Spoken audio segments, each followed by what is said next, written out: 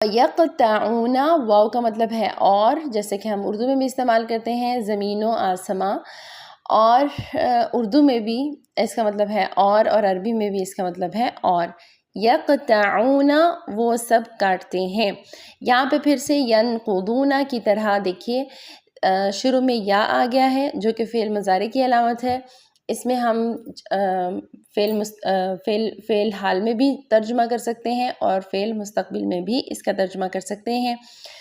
یہ فعل مضارع کی علامت تانی میں سے ہے یا، جس کا مطلب ہے وہ، اور واو نون آخر میں جمع کی علامت ہے۔